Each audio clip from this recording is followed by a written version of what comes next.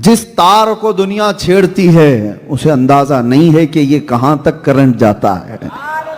اور آپ تو دیکھیں، آپ ہندوستان کی ہر گلی گلی سے، بچے سے لے کے جوان، جوان سے لے کے بوڑھے، بلکہ ہر گھر کے باہر تختی لگی ہوئی ہے آئی لو سیدنا محمد صلی اللہ علیہ وسلم. اور اتنا ہی نہیں، پھر دوسرے علاقوں میں اگر نظر اٹھائیں تو اپنے غیر بھی میدان میں آئے ہوئے نظر آتے ہیں. غیر بھی نظر آتے ہیں کہ حضور پاک صلی اللہ علیہ وسلم کے نام پاک پر صرف مسلمانوں کا حق تھوڑی نہ ہے. وہ یہ کہتے ہیں، وہ اظہار کرتے ہیں، اور حضور کے لیے یہ نام لے کر کے سامنے آنے والوں کو ہم نے دیکھا ہے. اور اب امریکہ کی سرحدوں سے بھی یہ بات آگے نکل چکی ہے. اسی لیے اقبال کہتا تھا 100 سال پہلے، نکل کر کے صحرا سے جس نے الٹ دیا تھا تخت روما کو. صحرا، عرب کا صحرا، ڈیزرٹ سے نکلا ہوا وہ محمد عربی کا غلام، لیکن جب نکلا تھا تو رومن ایمپائر کو پلٹ کر رکھ دیا تھا. دن بھر ایک کھجور پر گزارا کرنے والے وہ صحابہ، پیوند لگے کپڑے پہننے والے، پیروں میں ان کے چپل تک نہ ہوتی تھی، چلنے کی وجہ سے ان کے ناخن اکھڑ جاتے تھے، لیکن عرب سے چل کر نکلے تھے. پرشین ایمپائر کو دھول چٹا دیا تھا، رومن ایمپائر کے سارے قلعے دھانس دیے تھے، بھسم کر دیے تھے. یہ تاریخ گواہ ہے. اور اقبال کہتا ہے، نکل کر کے صحرا سے جس نے الٹ دیا تھا تخت روما کو، سنا ہے قدسیوں سے میں نے کہ وہ شیر پھر ہوشیار ہوگا. سنا ہے قدسیوں سے میں نے کہ وہ شیر پھر ہوشیار ہوگا.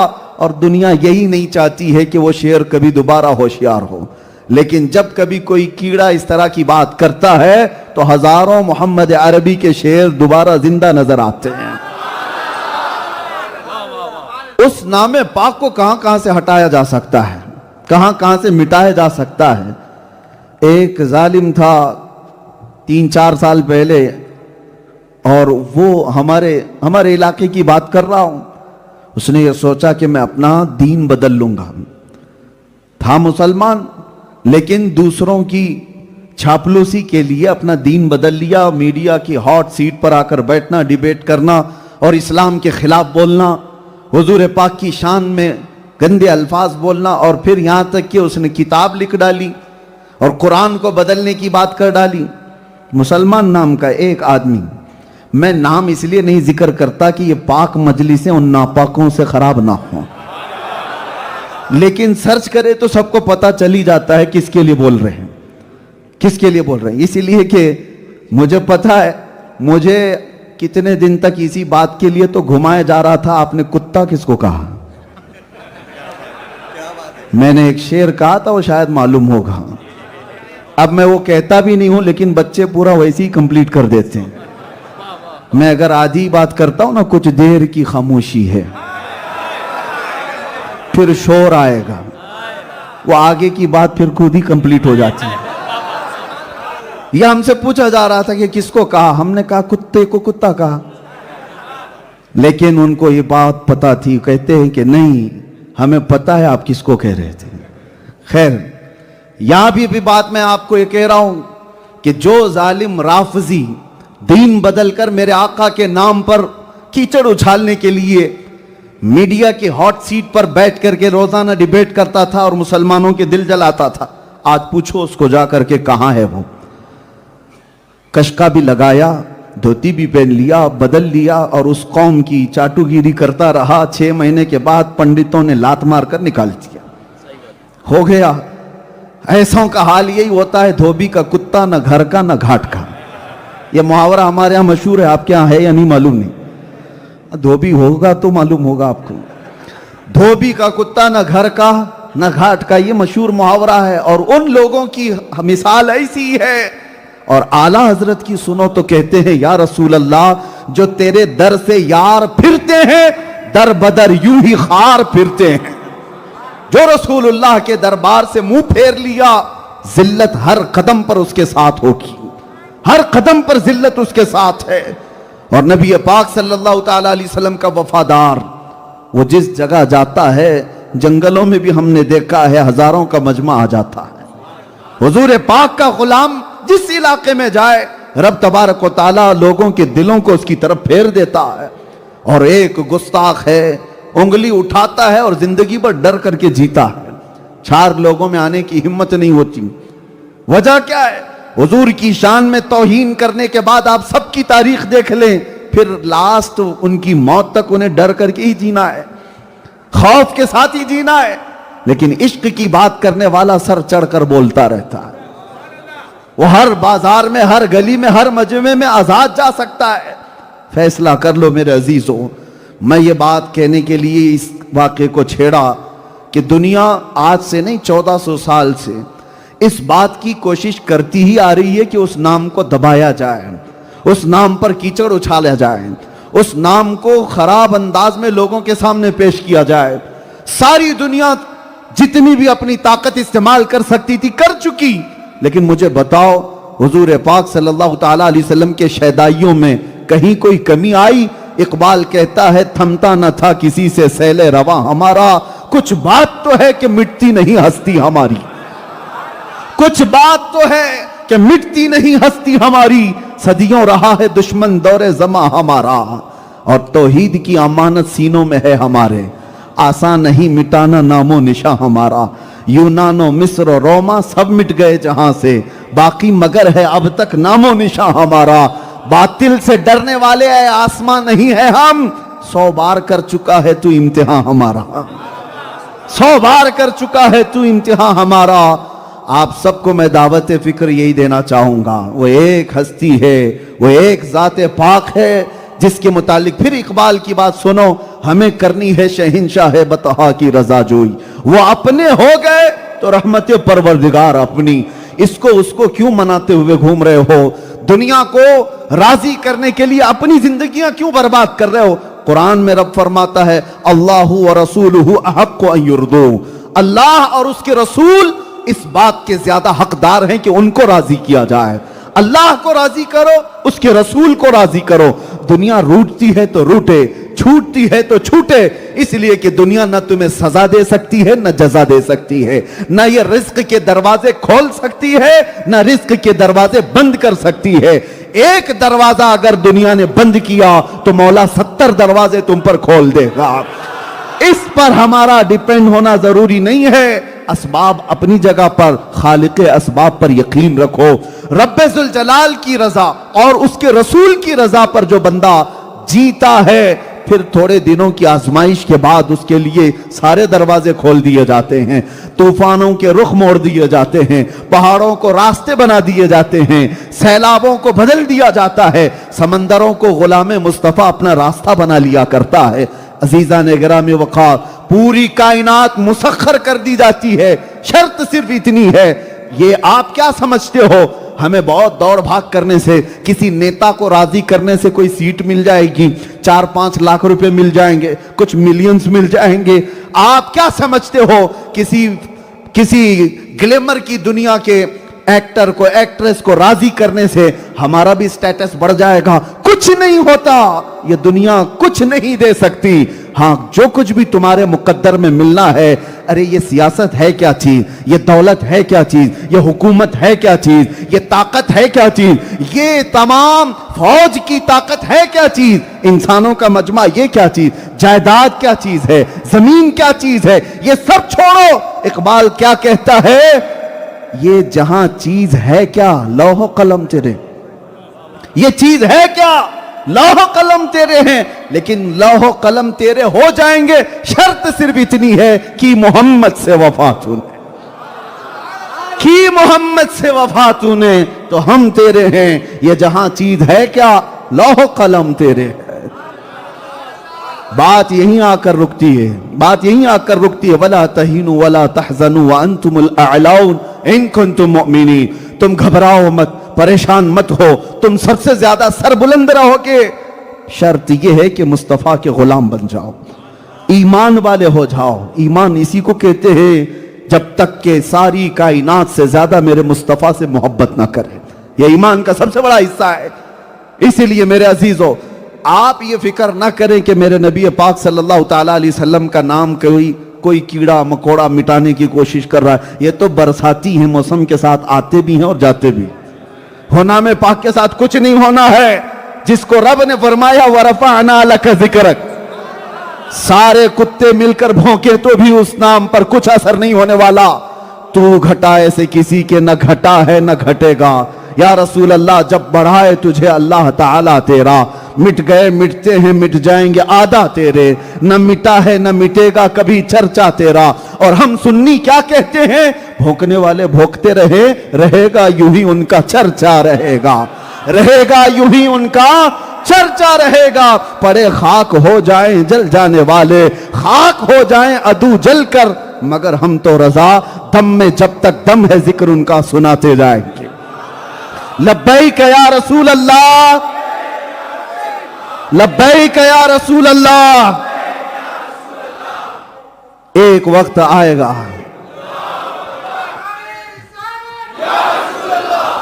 ایک وقت آئے گا ان قریب آپ دیکھو گے ہر در و دیوار اور ہر گلی سے ایک ہی آواز آئے گی, لبیک یا رسول اللہ.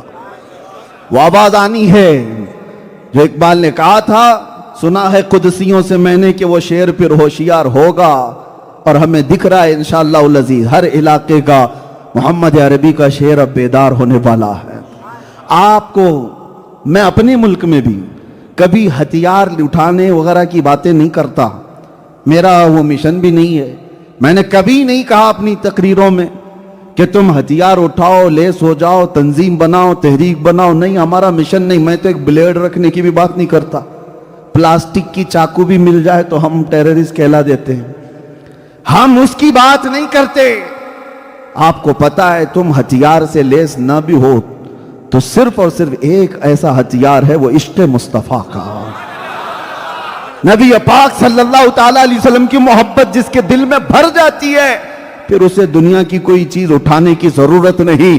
عشق مصطفیٰ کا جامہ جو پہن لیتا ہے, جس گلی سے وہ گزرتا ہے, اس کے چلنے پھرنے سے ہی کئی کیڑوں کی یوں ہی موت ہو جاتی. وہ گرمی ایسی ہے کہ برساتی کیڑے اس کی گرمی سے ہی فوت ہو جاتے ہیں. آپ کو کچھ کرنے کی ضرورت نہیں. اسی لیے ہم جو دعوت دیتے ہیں وہ یہ ہے کہ اگر حضور کے غلام ہو کہ نہیں, پہلے آپ بتاؤ. ہاتھ مت اٹھاؤ, یہ بہت ذمہ داری والی بات ہے, کیونکہ ہاتھ دیکھے جا رہے ہیں.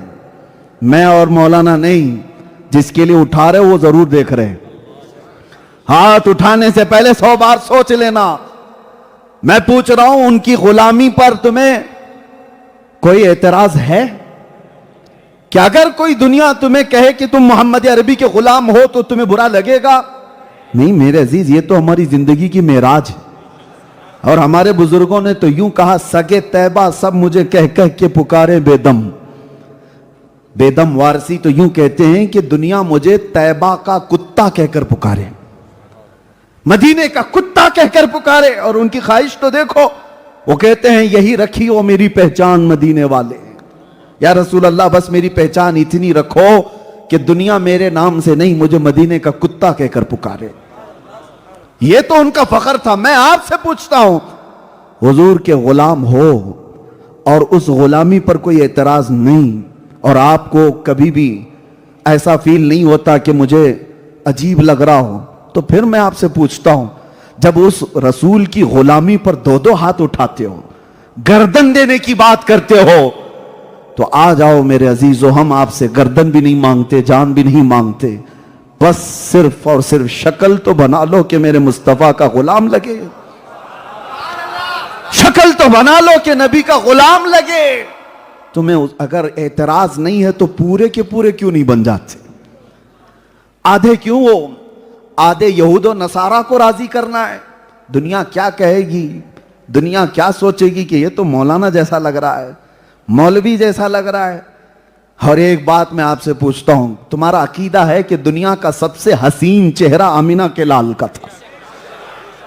بہت جلدی بے شک کہہ رہے ہو آپ, یقین ہے کہ نہیں ہے؟ دنیا کا سب سے حسین چہرہ کس کا ہے؟ میرے مصطفیٰ کا ہے, اس میں کوئی شک ہی نہیں. حسان بن ثابت سے پوچھو, وہ بتائیں گے, وَأَحْسَنُ مِنْكَ لَمْ تَرَ قَطُّ عَيْنِي.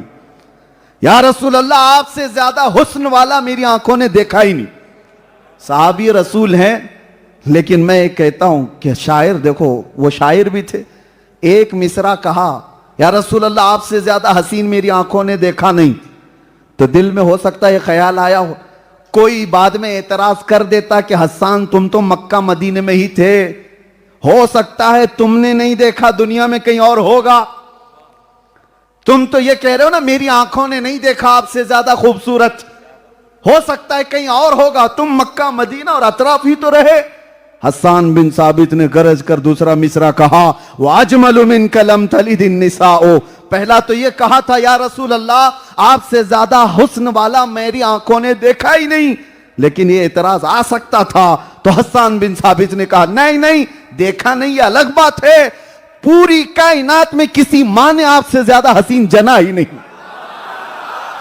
آپ سے زیادہ خوبصورت کسی ماں نے جنا ہی نہیں. آپ سب کا بھی عقیدہ ہے اس بات پر کہ وہ اللہ کے نبی کائنات کے سب سے حسین چہرے کے مالک تھے. حسن یوسف پہ کٹی مصر میں انگشت ثنا, سر کٹاتے ہیں تیرے نام پہ مردان عرب. وہ یوسف علیہ السلام کا حسن تھا جس پر عورتوں نے انگلیاں کاٹ لی تھی, اور یہاں صرف میرے آقا کے نام پر گردنیں کاٹنے کو تیار. اس بات پر یقین ہے یا نہیں؟ میں بار بار تاکید سے اس لیے پوچھ رہا ہوں, تو پھر قول میں اور عمل میں تضاد کیوں؟ جب تمہیں یہ پتا ہے کہ سب سے حسین چہرہ میرے آقا کا تھا اور سب سے حسین چہرے پر داڑھی تھی, تو خوبصورتی کا معیار ہی داڑھی ہے, خوبصورتی کا معیار ہی داڑھی ہے. اور جو یہ کہتا ہے کہ نہیں میں ہینڈسم لگنے کے لیے کر رہا ہوں, وہ جھوٹا ہے, وہ جھوٹا ہے. دنیا نے اس کو جانور بنانے کی کوشش کی ہے, مصطفیٰ کا غلام نہیں.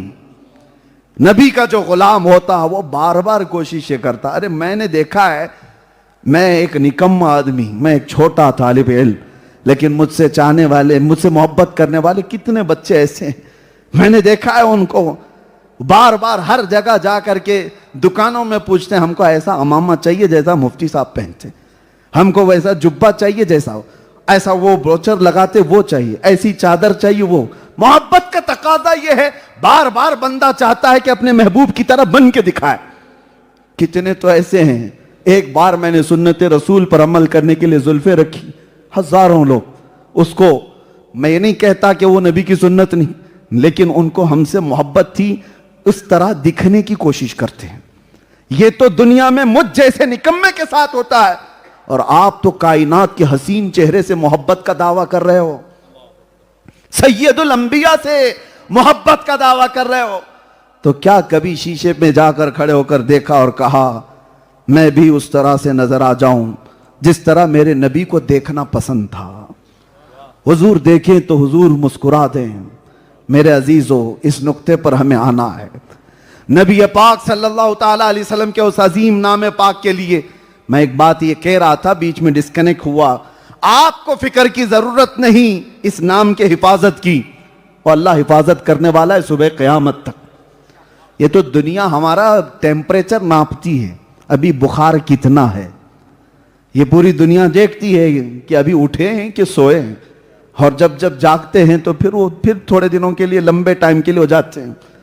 ایک ایک کتا بیچ میں اٹھتا ہے اور حضور کی شان میں توہین کرتا ہے, اور جب ہم گرجتے ہیں تو پھر کئی مہینوں کے لیے بل میں چلا جاتا ہے. ان کو پتا ہے ہاں ابھی جاگ رہے ہیں, اور جس دن وہ دیکھیں کہ یہ سب سوئے ہیں, ان کو کچھ فرق نہیں پڑتا, تو پھر دیکھو وہ حشر کریں گے اس امت کے ساتھ جو اسپین میں کیا تھا. اسپین میں 500 مسجدیں آج چرچ بنی ہوئی ہیں.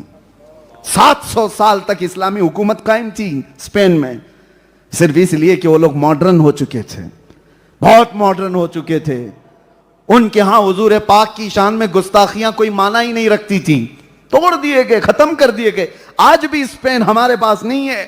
مسجد قرطبہ کا نام